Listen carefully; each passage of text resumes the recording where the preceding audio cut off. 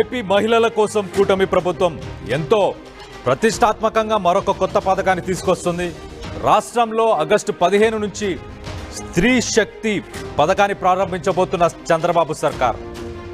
ఈ పథకం కింద మహిళలు రాష్ట్ర వ్యాప్తంగా బస్సుల్లో ఉచితంగా ప్రయాణించవచ్చు.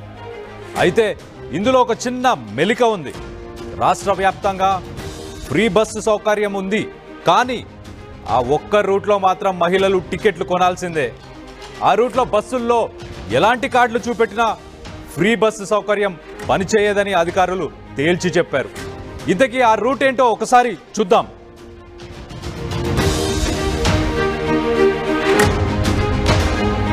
రాష్ట్రంలో ఆగస్టు 15 నుంచి మహిళల ఉచిత బస్సు ప్రయాణం ప్రారంభం కాబోతుంది.